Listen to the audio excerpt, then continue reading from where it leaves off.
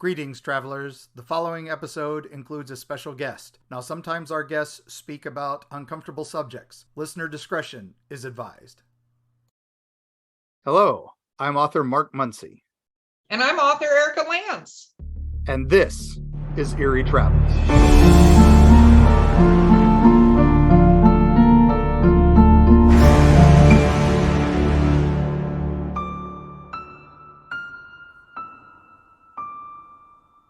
Greetings, travelers. Greetings, travelers.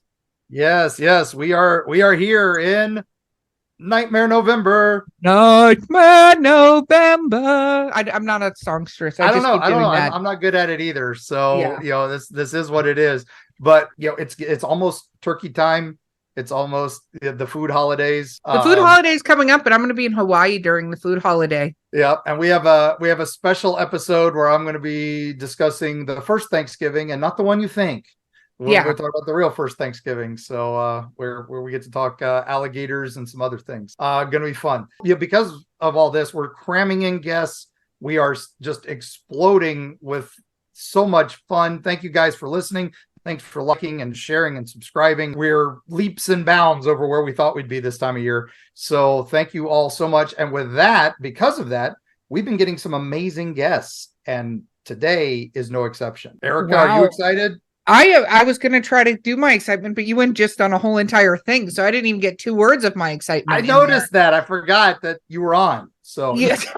Okay. You know what? I'm going to introduce our guest because you are out of control yet again, because I know you're a huge fan of this guest. And this is what happens when you're a huge fan of the guest. I do that. Mark is going to shush it now. And I get to introduce this amazing guest. I met this amazing guest for the first time at the Mothman Festival, which was awesome. We were in a booth across from this gentleman and his partner, and just thoroughly amazing getting to meet, see everything, and be a part of that. So without further ado, and no ado at all, it's Mr. Dave Spinks. Welcome to Eerie Travels. Hey guys, thanks for having me. Absolutely. So for any listeners who may not be familiar with you because they live under a rock or something ridiculous like that, explain a little bit about who you are, because you're a paranormal investigator.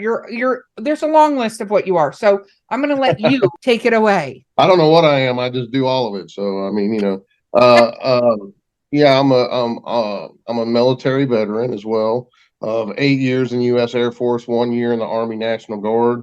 Thank you for your service. Thank you. No problem. That's what I do. But I was also in federal law enforcement after that, retired from over a 20-year government career. And I've been doing the paranormal ever since I was a young man due to some experiences I had. Because to me, it's some of man's greatest unanswered questions. And having had those experiences, I just was seeking my own answers, so to speak, when it first started. And then it morphed into helping people, with negative type hauntings and trying to document paranormal evidence to show people, hey, this stuff is really all around us and there's unknown creatures among us. To me, it's kind of like my mantra, the 3 things. What happens to us when we die? Are we alone in the universe? And are there unknown creatures walking among us? We know that they document new species on this planet almost daily, if not weekly, all around the world, in the oceans and everything else.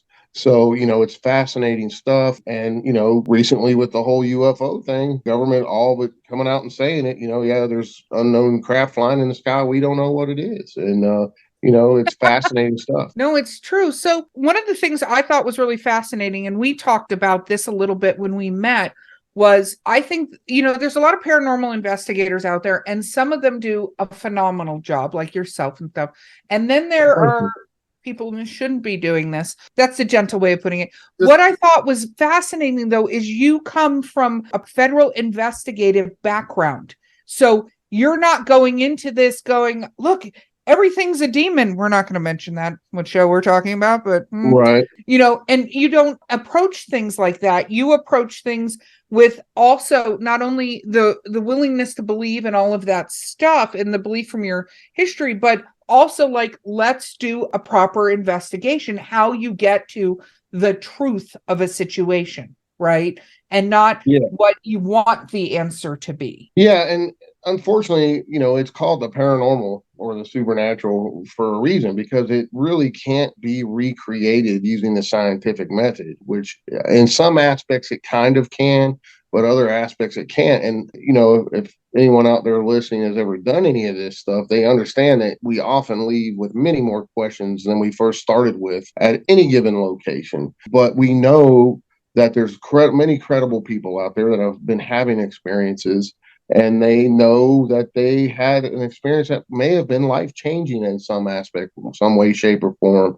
And that, I think, that's one reason people do this. Another reason is that they've lost someone close to them, and they want to try to communicate with that person if at all possible. There's many different reasons people delve into this.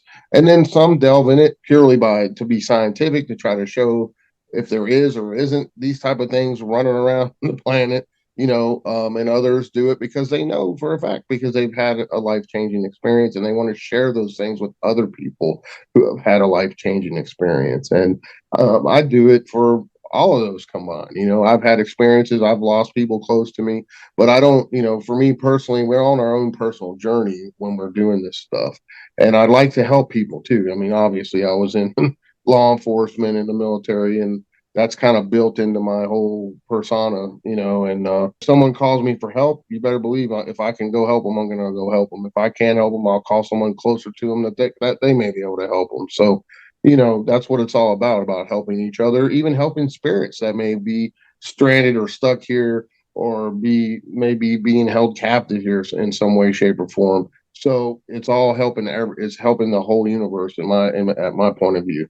And I love that you said that, because we talk about this, like we get a lot of listener questions and stuff where they ask us whether or not we think they're crazy when they tell us the story, which the answer is always no. You know what I mean? There's preternatural, there's stuff we just don't know what it is. Now, we don't, and Mark is a huge advocate. We never say we're experts. The only thing we're experts on is being ridiculous human beings. Like, we're experts at that, but we're not experts on all of this other stuff. We have experiences and we can say what we think it might be, but we always acknowledge that and go, you should find help. And I love that you said that, because we say, find a paranormal team. If you don't know how to do that, you can reach out to us and we will reach out to them for you, a reputable paranormal team, to help you go look into some of these situations, or a reputable cryptid or creature investigator that will come help you, no cost, like, kind of thing. Like, they're not, the goal isn't to go, they want $5,000 to come investigate your haunted house, because that's a problem.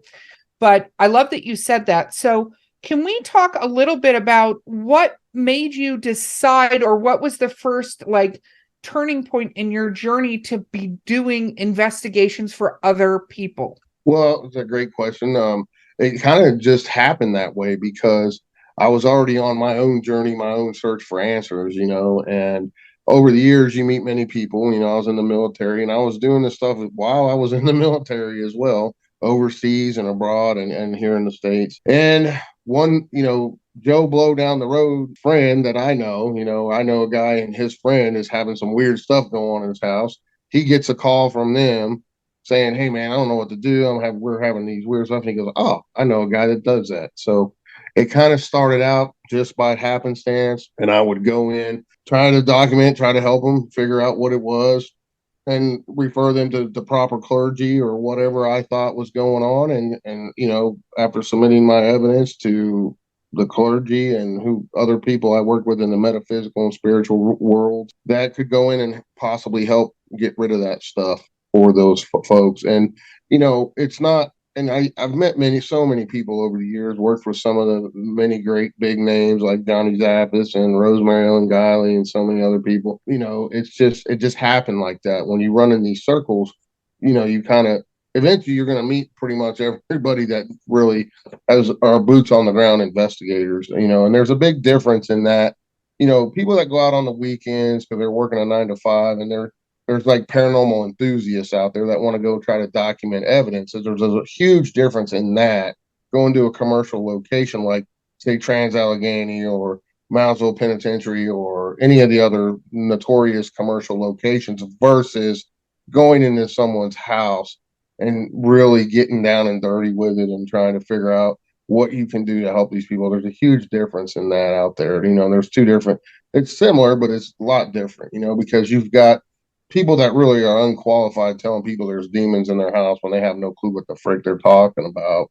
And it really can upset some lives when you go telling folks that when you don't even know what you're doing. I've worked with many trained psychologists over the years and other folks on teams that I had and everything else. Even when I do an investigation, before I even go there, I put the people through a pretty rigorous interview session that I use the same type of stuff we use in law enforcement. And I'll ask them the same questions in many different ways to see if they're making this stuff up.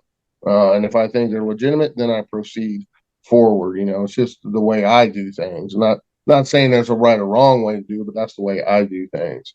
And I will also have them try some things at their home and send me what they got as well. So, we all have our own processes doing this stuff, but I utilize my law enforcement background quite extensively in what I do. I think that's awesome. So the other thing that we discovered, because we're talking about hauntings now, and then we can talk about other things. I know Mark's super excited. He's doing a very good job of containing himself, but you bought a haunted house. Can we talk a little bit about that? Yes, it was a place I had investigated several times before I ever became the owner. Became good friends with the owner, and hear it through the paranormal grapevine, as we call it. Man, you got to go check out this house because it's crazy, right? So that's how I ended up going there the first few times and checking it out and documented some pretty crazy evidence as far as paranormal evidence goes. Shadow figures, drain batteries, numerous EVPs, crazy ghost box responses, unexplained knocks, bangs, footsteps. Something hit the floor so hard it lifted me up the old, underneath the floor. It like actually moved me, and I'm a pretty big guy, 240, and some pretty hair-raising things. And then after interviewing many other people and investigators that have been there even before I was there and before I became the owner, some of their stories and encounters there were just off the chain. Well, it came to me several years later. I got a phone call from the owner. She's like, "Dave, listen, I got a question to ask you." And I'm like, "Yeah, what's that?" And she's like, "We're moving the heck out of this place. There's stuff coming into our house now next door, and we're just out of here. We're done with it." They truly felt the house had tried to kill both of them more than one time, something in the house, and asked me if I wanted to buy it. And I said, "Well, let me think about it," because it was pretty negative location, a lot of deaths, a lot of suicide type stuff that went on there and some other crazy stuff. So after a day or two, I called her back. I said, "Yeah, I'll go ahead and buy it," because I thought to myself, well, doing what I do, what better of situation could I ask for by having my own paranormal lab, and that's why I bought it, because I can control the environment. I know there's no BS going on. I pulled all the electric out of the house and everything else. So I wouldn't get any false readings off the EMF meters and everything else like that. So, it was a lab basically, and I let other groups go in and report their findings to me and put some of the craziest ones in the first book I wrote about the house. Documented many paranormal things there, and I still own it.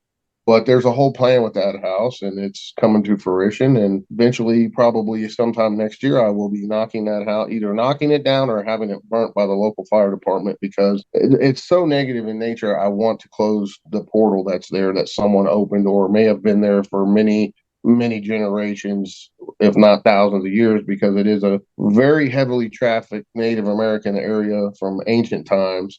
There's Native American burial mounds all around this place. The neighbors find arrowheads and pottery in their gardens every year when they dig them. I mean, all kinds of stuff.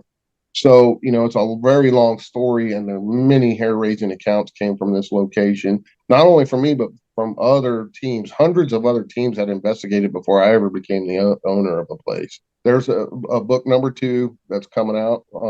Jen may have touched on it with you guys some of the things that happened to me and her when I first took her to the house and let her do her thing, her psychic read and her walkthrough of the place and the property, and then what transpired that very night when we left, and something really negative followed us home. So, that story and many others will be in the book. And, I will say there is a movie in the works about the house and whatnot. That's all I can say about that. All right. Well, count me in. Take my money. Take my money. Take it now. I think that's fascinating, and it's interesting because you talked about getting rid of the house. Do you think in the process of doing that will I don't want to say solve. What is the right word I'm looking for? Yep. Like close the Heal, maybe? I don't know. Well, the whole thing is we hope that it'll close any portals, and we're also, when we do this, there will be numerous clergy from various traditions. They're blessing the land and the property, and there's an old time tradition of cleansing by fire. So that's the ultimate goal. I want to cleanse it by fire if possible. If not, we'll do it the other way. If we do the fire ritual and everything, plus the clergy involved, we'll have a Catholic priest, a Baptist minister, a shaman, and some metaphysical folks doing their thing there. And hopefully it will heal the land from all the bad energy that happened on that property, which was a ton. It's an ongoing thing, it's an experiment, if you will, in the paranormal realm, in the supernatural realm. It's not about the money for me. Have that house closed because a good friend of mine was severely attacked by something in that house. He still has problems, and not to mention just him, but other people too. And it wasn't worth the money. It's not worth having that guilt on my conscience of people getting physically injured, not only physically, but mentally and spiritually injured in that place as well. I've had hundreds upon hundreds of teams messaging me since the time I closed it, begging me to go in there, and I won't do it. If it was about money, I could have a lot of it coming in, because I was, the standard thing was I would charge $300 a night for a team to go in from 7 p.m. to 7 a.m. and they could do their thing and share their evidence with me, and we would document that stuff. But it's just not worth people being injured in all three manners, spiritually, physically, and mentally. It's not worth it, and as a responsible location owner, I think I was supposed to own that location for that very reason, to shut it down. Hindsight's 2020 when you realize, hey, as Jen put it, you have the keys to the red lightsaber closet, and people are getting hurt in there. You got to do something about it. And she was right. I really did. I had to be a responsible location owner and do what I did with it and do what I'm doing with it now. Doesn't mean I don't go in and still do stuff, but other people, it's just not worth the risk for me, and having that on my conscience. So, it's a very different place. It's full of Masonic symbology. I'll be showing even more of that in the new book that'll be out at sometime next year. But I think it's important to show those aspects, and I do think there was black magic practice in the house as well, probably in the 80s during the Satanic Panic era. Because of the book that was found between the new floor and the old floor, hidden on purpose. But there were so many people that lived in that place and rented it, and part of the records burnt in the fire at the courthouse many years ago. So, it's unfortunate I don't have all the records, but, I had a lot of people helping me. We're digging. We got eyewitness testimony from the neighbors and many other people. So, it's a very just compelling, crazy story with this place. And there's a lot of hidden stuff in that house. A lot of things happened, and there's a lot of newspaper articles I dug out of some really crazy, bizarre instances where one of the men, the owner, the original owner, that he was remarried. Him and his wife were newly married, and they both had other relationships before, and they had kids from their previous marriage. They had 22 or 23 kids, and he was molesting his stepdaughters, or at least one of them, and he got caught, and they sent him to court, and he got fined $700. Now, this is in the early 1900s, which is a ton of money. But one of the most compelling stories was with this guy. He went out after all that went down, he went out to feed the hogs one evening. He didn't come back for supper, so they sent one of the older girls looking for him. Well, they found him in his hog pen being eaten alive by his own hogs. And they ate his privates off, his part of his ankle, his ear, his guts were hanging out. So you want to talk about a karmic situation. If you read Mark 5 in the Bible, how the demons went into the swine, that's pretty compelling stuff right there. And that's just one instance to the Willow's Weep house, so, and it's documented in the newspaper. I'll never forget the headline. It says, "A ghastly sight." I saw that article researching it myself, and I was just like, and now Erika nopes out of everything. Erika's like, nope, nowhere going near it, nowhere going near it. This was the one place that I went, maybe not. So, and then I saw Dave. I saw your post saying no one's ever going back. I'm locking it up, and I'm like, well, my thoughts were right. So, well, and one thing that I have to say that I love that you said was that I call it the Jurassic Park theory. Just because you can do something doesn't mean you should do something, right? Mm-hmm. And I think a lot of paranormal investigator enthusiasts, like the not ones that don't think about that they are putting themselves potentially in mental, emotional, and stuff danger by going into some of these places, and it's fine, but it's like this is not something that necessarily has the best defined defenses. Like, how do you approach it? How do you do all these things? So if you get excited and go, oh, I want to go see this haunted thing, you don't know what is on the other side of that gateway or that Right. realm that you're stepping into. Because yeah, there are hauntings and yeah, there are ghosts and but there are other things that are not completely defined out there that are way more dangerous than just a simple, like a loop ghost that is just replaying whatever they were stuck doing, right? Yeah, there's intelligent entities and spirits that are out there, and some of them are very, very nasty. Let me tell you, and I've seen it firsthand. And there's talking about people in general. There's, like I said, there's different types of people. There's some that are adrenaline junkies, and they want to have that scare factor and that creepy vibe. And then there's people that don't believe, that want to have an experience or don't buy it, but they still want to see for themselves. I'll never forget this one guy. We were at this place, and a bunch of crazy stuff went down, and his eyes were as big as saucers. He goes, "This stuff is real." I was like, "Yeah, well, yeah, it's real, dude. What do you think I do this for?" And he was out of there quicker than you could blink your eye, man. I mean, he's like, "I'm good, man. I'm out of here." And he left. He stayed like 25, 30 minutes, paid the fee. And this was at a public event I did.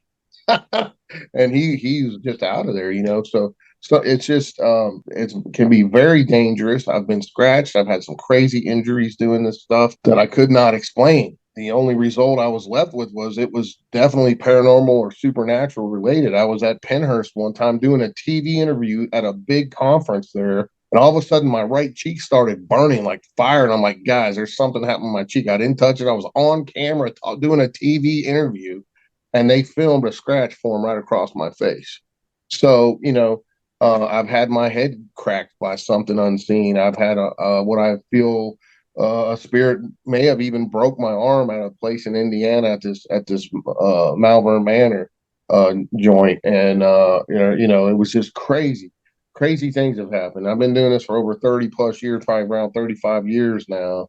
And you got to remember, I've literally been in thousands of locations and had some weird injuries that you could count on two hands.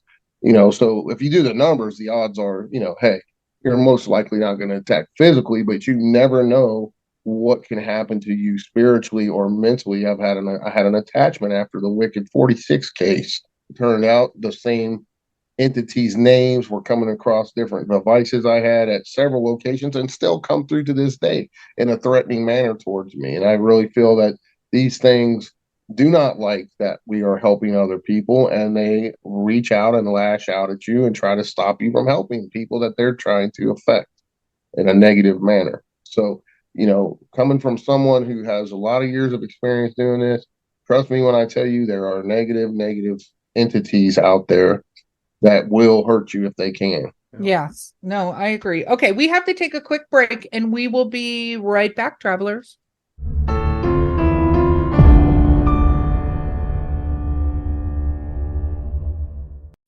Destiny Beard, the lyrical soprano who will haunt your dreams.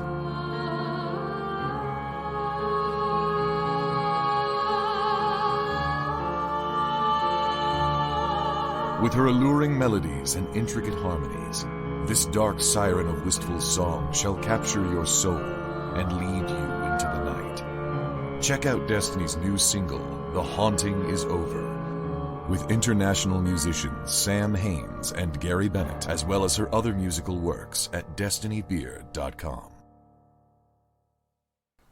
Eerie, Appalachia, Gear up for a frightful jaunt into the darkest reaches of the ancient Appalachians. Folks deep within the Appalachian hollers lean close to the campfire to share stories of the inexplicable with hushed awe. Monsters rumbling in the hills, strange lights darting through the pitch black night sky, horrible occurrences almost ineffable in their bizarre tragedy. Tall tales, you might say. Tell that to the Flatwoods monster in Braxton County, West Virginia, or the Goat Man of Louisville. Look into his humanoid eyes and let him know you don't believe. And what of those apparitions in Mammoth Cave's Corpse Rock, or the Satan spawn known as the Jersey Devil? How do you respond when confronted by these mysteries? From the metaphysical energy that swirls near Serpent Mound in Ohio to Point Pleasant's Mothman legacy, Mark Muncy and Carrie Schultz explore the dark history lurking in the shadows of Appalachia. Read by Mark Muncy, author and experts on strange folklore with appearances on shows such as Ancient Aliens, The Curse of Robert the Doll, and many, many more.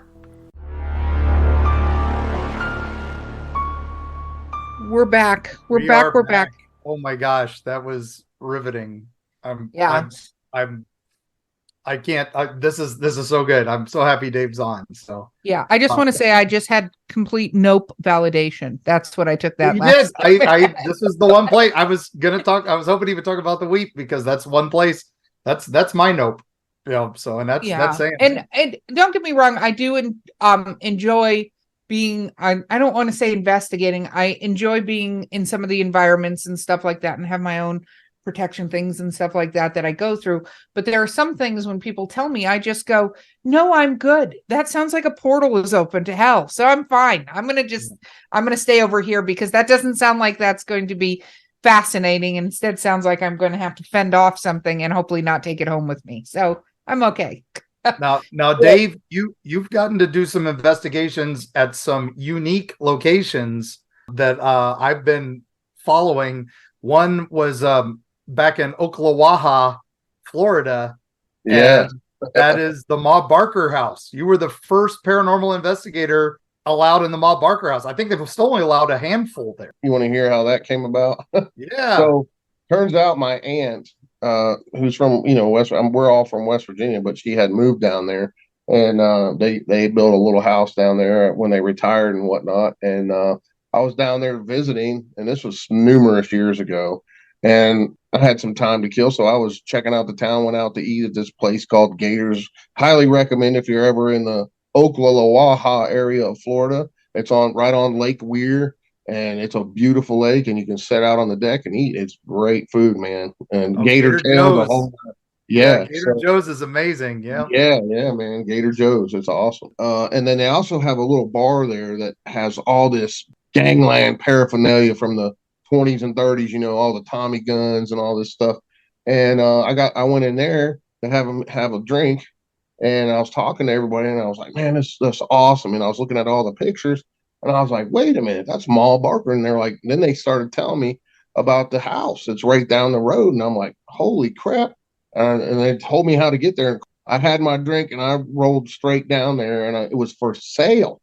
So I'm looking and everything, and of course I look it up on the real estate thing, and they wanted $2 million. I was like, oh, that's out of my price range, So I started doing some research on it and found out that the same family still owned it all these generations ago, that owned it during the Ma Barker FBI shootout. And then during I did the research, it's the longest FBI shootout in FBI recorded history. Of course, Ma Barker and her oldest son were killed dead in the house, shot to pieces. I tried talking to the family. I said, hey, I'd love, and because I started hearing rumors how haunted it was too. And I'm like, oh yeah, that's my bag, and no one's ever done this place. I got to get in there. And I love history too. So this goes hand in hand with all of that. And me being in law enforcement, I'm like, I got to get in there. I'm just going nuts over this place. Well, I talked to the person I needed to talk to, that the family member that still owned it, and they're like, nah, we don't want anything like that, because we're trying to sell it. Right. And I'm like, oh man. So 4 years go by, right? And my aunt, of course I was talking to her, and she's like, oh yeah, we knew. But I said, why didn't you tell me? You know what I do? Are you out of your mind? Tell me about this stuff if you know about it. The state's buying it. I'm like, what? The wheels in my head start turning. I'm like, She said, yeah, it's in the newspaper, and she sent me the article. So they put the house up on freaking a barge. They floated it across the lake to the state parkland over there and set it up. And that the whole plan was they're going to do tours and show everybody. Well, it took me 3 weeks of phone calls to get a hold of the right people. And I said, look, this is who I am. This is what I do. I would love to, any chance I could get in there just for, I don't care if it's 2 hours, I'll pay whatever, let me in.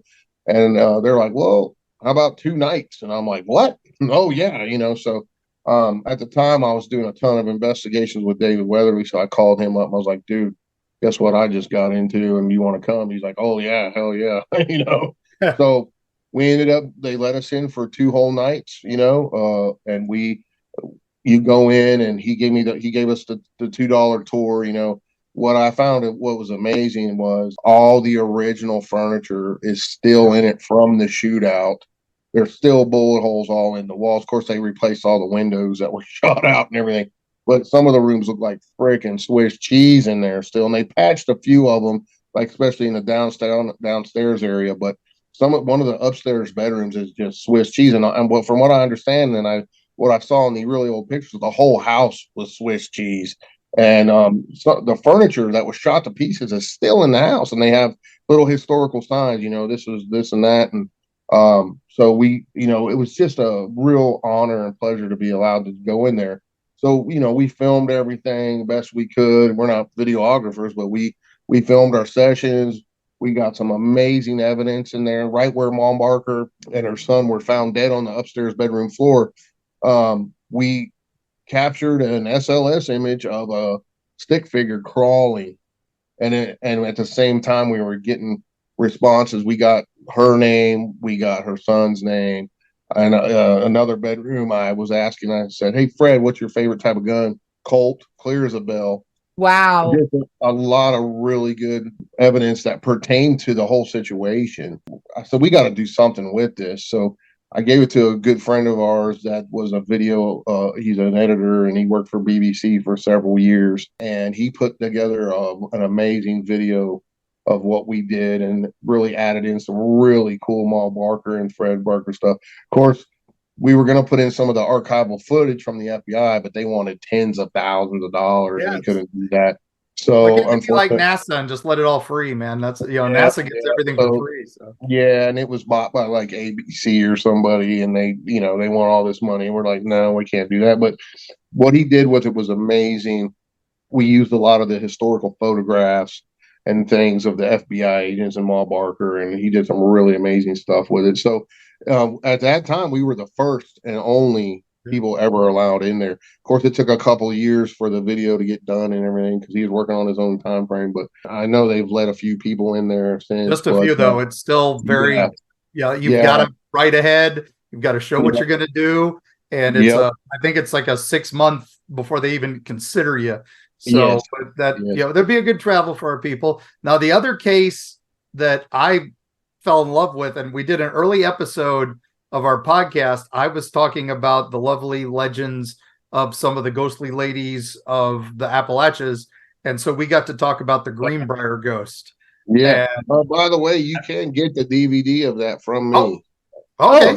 And we'll put a link, because I think that would be great. And then if you want to do your own investigation, Beau, make a note. We'll put a link to the location too, and how so they can reach out and contact. But okay. So, Greenbrier ghost, because that's I gave you special thanks in my Eerie Appalachia book, because you were the one who paved the way for that. So tell us about how you got that.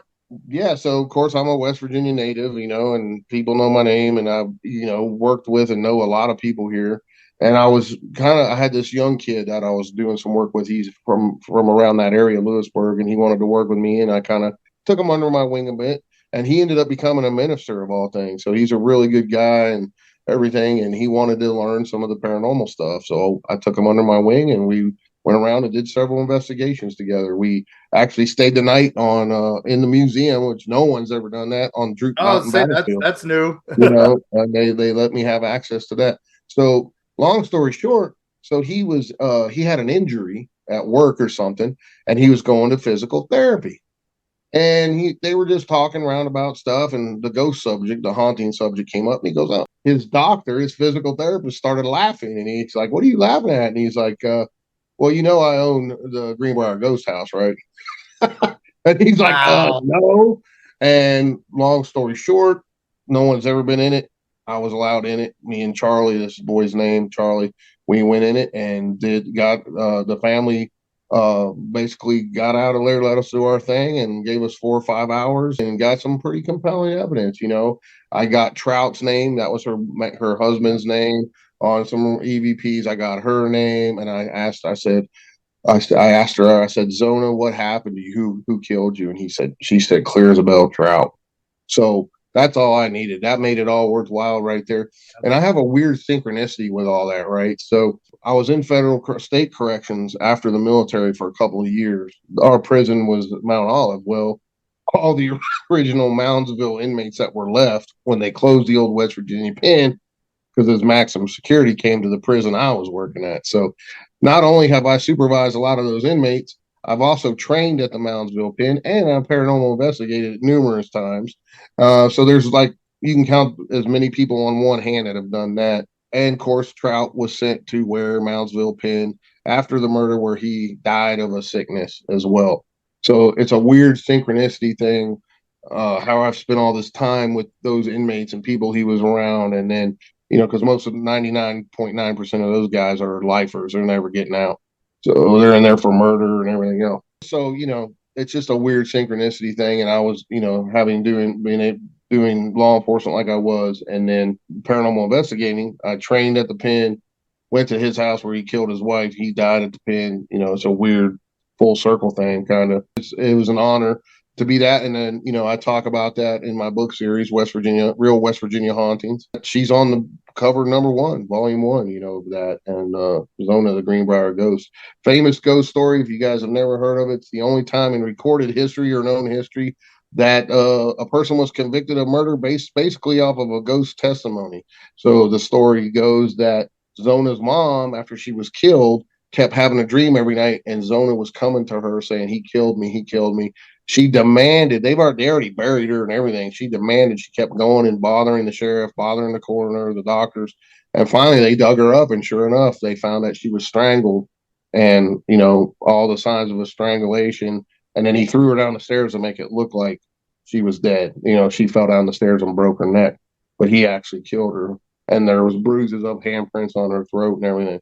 So when she was being prepared for the funeral, he made sure that he dressed her and everything, which is highly unusual in those days. The woman folk would always do that to other women that died. And he made sure she had a high neck dress on, and he had this weird scarf thing wrapped around her neck, so nobody would notice the bruising on her neck where he strangled her.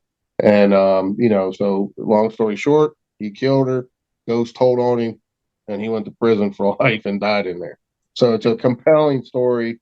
It's a very famous story here in West Virginia and throughout the world, really.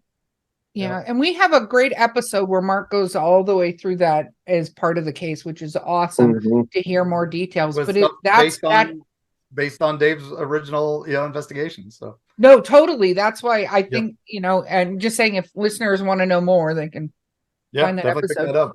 But okay, I have because we're gonna be nearing time, and I can't believe we're almost out of time. So we're gonna have to talk monsters another time. Mark, monsters another time. I know. Can we talk UFOs this time? No UFOs, no monsters. Those are going to be 2 other episodes. Dave will be back, I have no doubt. What is one of your scariest experiences? I don't know if you get frightened by them or what the reaction, but what is a story you could share with us that was a lot for you in comparison to others? How much time do we have? Well, okay. As long as you I need. can tell you 2. I'll tell you 2. Okay. The long and short of it, since we have about 10 minutes or so left, right? So the first one that comes to my mind, I kind of touched on it earlier in the show, where I got an attachment from a case that I was on. So I'm kind of known around the paranormal world as being someone who really immerses myself in some of these cases. Like, I go and stay at these locations for a lengthy amount of time. In some instances, I've stayed in locations for 30 days straight, 24/7 before. So most people that do this, they go one night and that's it. And, 6 hours, 7 hours, they're out of there. I've done numerous cases where I've immersed myself in the people's homes where they are experiencing it, because to me, that's the best way to experience maybe what these folks are experiencing.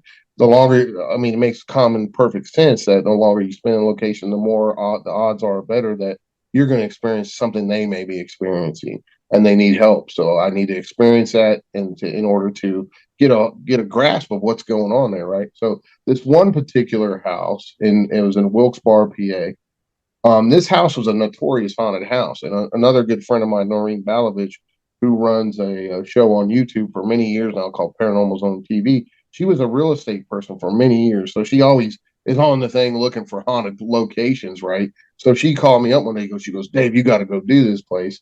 And we ended up putting a team together because it had such a history, and it was for sale now.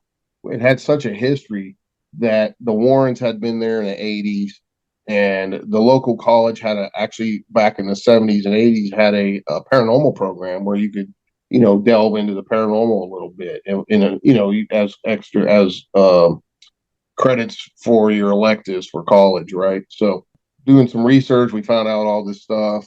So we put a team together, and they contacted the owner that had it up for sale. The last woman that lived there didn't die there, but she had some really bizarre things going on.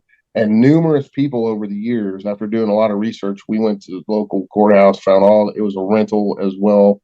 There was one family there that had all kind of crazy experiences where the kids were floating and all kinds of crazy stuff. But the Warrens had been there. Lorraine didn't go in, but there's a famous newspaper article of her standing out front saying this place is very haunted. It's very negative in nature.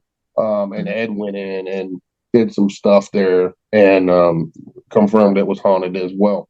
So, and of course, Johnny Zapp's a good friend of mine. He ended up becoming involved in this case with us too. He came down for 3 days, and we went there for 30 over. I think it was 32 days the first time, 24/7. A team of people. One guy left within a week and a half. He was out of there. He couldn't hack it. He was gone, grown man crying. He said, "This place is pure evil. I'm out of here."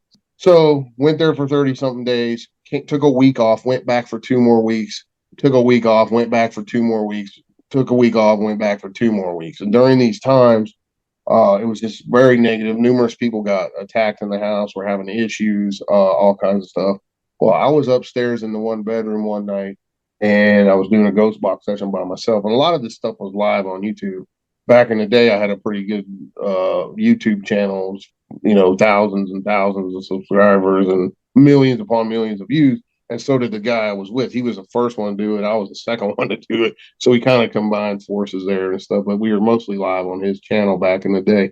So I was up there doing a ghost box session, and I was feeling really weird, like something was around me, and there was weird shadow play on the cameras. Of course, I couldn't see it because I was on the camera, but people were reporting it. And something came across. I had a ghost box running, and this horrible growly voice said, "Put your face down," like that, like it threatened me. And then it felt like something punched me right in the throat. I started coughing violently. I couldn't breathe. I said, "That's it. I'm freaking done." I went downstairs, coughed for like 30 minutes. Long story short, after all that whole investigation, that's just one of many things that happened at that place. And I wrote a book about it too, Wicked 46. You can get it on Amazon. If you want, it's a day-by-day journal of what I experienced in that house. So when I got home from the final time being there, within 10 minutes, I walked in the house, sounded like a light bulb popped in my house. And I searched all the light bulbs worked. None of them popped. Then I started smelling this horrible rotting flesh smell in my house. Rotting flesh and feces smell. I'm like, what the frick's going on here? Well, as a little bit of time went on, I was going through like the worst time of my life after this. Like I went almost financially bankrupt, went through a crazy divorce. My health was having issues. And every night I was having this dream that this black cloud was surrounding me. These black arms were coming out trying to grab me. I'd have the same dream every night. For weeks this went on.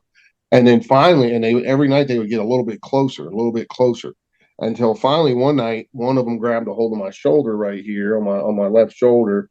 And I was kind of shrugging it off, fighting it off, and it ripped my shirt. And I woke up and I was in a cold sweat and everything. And I looked down and my shirt was ripped. And I'm like, what the frick? And I had a little scratch on my arm. Well, I'm going through all this negative stuff in my life too at the same time. And then the light bulb came on in my head and I said, oh my God, I got an attachment from this place. So I went and sought help. I'm not Catholic. I went and got blessed by a Catholic priest, a Baptist minister, and a shaman. And I kid you not, within a few weeks, everything turned around for me.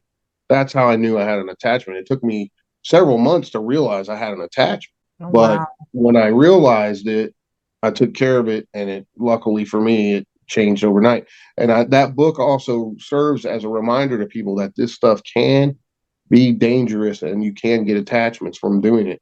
And there's an old adage, an old saying that says, "Be careful what you ask for, because you just might get it." And of course, the guy I was there with, he was delving into some dark stuff. I was there to document stuff, and he was and he ended up buying that house and then reselling it because he wanted to own it for his own location. But he got really into some dark stuff. He opened a real Dybbuk box in the house, and I was there to document stuff. And I was like, "Look, dude, I'm not cool with this." He was doing Ouija boards. I don't do Ouija boards, but I signed on to be his lead investigator and document stuff for him, and he was the main guy on the thing. So none of us talk anymore. All the people involved with that investigation are no longer friends, except for I'm still friends with the one girl that was there, but I don't talk to none of us talk anymore. And it was just a real bad scenario. Also, what people may not realize is we actually remoted in Mark and Debbie Constantino to that house and did a live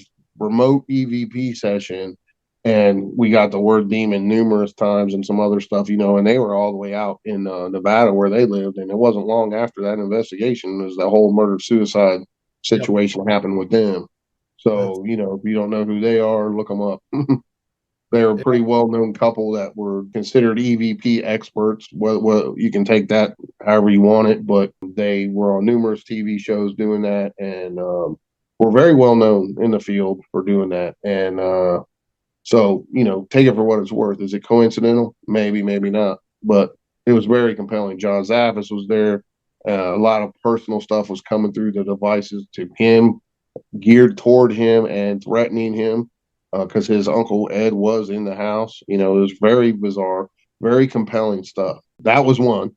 The other one was at the Malvern Manor, what I was telling you guys about, where we investigated this place. It was kind of a new location. It was very cool, very aesthetic, and the guy had let us in the garage, which nobody had been in the garage. When we were going in the garage, when we went in, he showed us, he said, "You got to be careful of this garage door, guys, because it does not stay up. It will slam down every time. And it's heavy." He said, "Watch." And he put it up and wham, down it went, right? So he lifted it up and he goes, "I got this big pipe here. Just wedge it up underneath and you'll be fine." So we went through, did our whole investigation. And at the end of the night, we went into the garage. That's where we're going to finish up. Got, some good evidence, nothing real crazy or anything. Had some weird experiences. But when we're coming out to close up for the night, it's about 4 a.m. at this point, 4:30 in the morning. One of the guys pulled the pipe while the other two of us held the garage door up, and we went to set it down and it wouldn't budge. It stayed open. We're like, what the frick? And he was adamant, this thing will slam down every single time, right? So we're like, okay, so let's yank on it. Maybe we can get it down. 3 grown men. You're talking 900 pounds of men trying to drop this door down. He showed us it slammed down 2 or 3 times.